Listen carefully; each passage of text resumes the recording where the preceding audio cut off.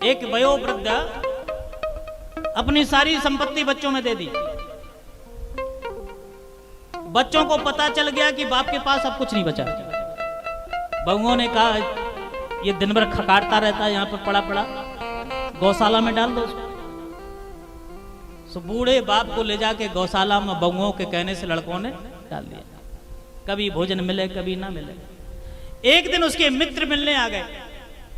मित्रों ने दशा देखी, बोले मित्र तुम्हारी ये हालत, एक समय था तुम्हारा, तुम्हारे अगल बगल 10 लोग चलते थे, क्या तुम्हारा रुतबा था,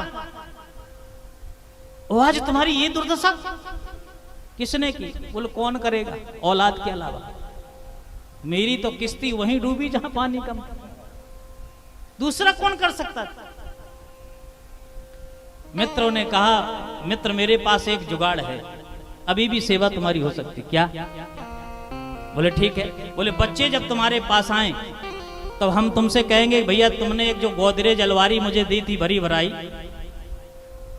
अब उसको मंगवा लेते, तुम्हारे पास कुछ है नहीं, उनसे खर्चा अपना करते, और तुम कह देना हाँ भैया ठीक है, वो मैं तो भूल ही गया था, अब भेज दो आप।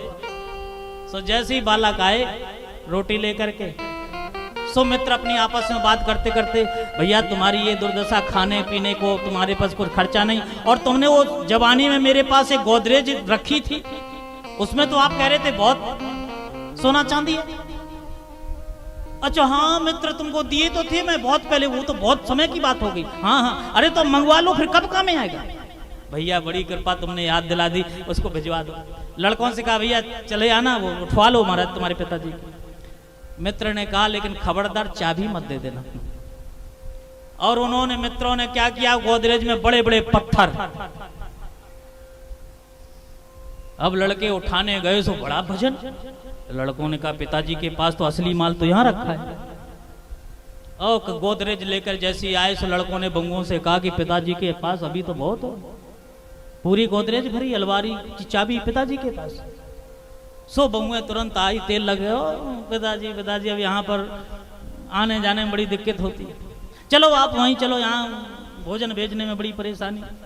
बहुएं तुरंत उठा ले गई, खूब सेवा होने लगी, चकाचक दोनों टाइम दूध दही खूब, तेल मालिश खूब चकाचक सब व्यवस्था। अंतिम जब हुआ मर गए, चैन से मरे।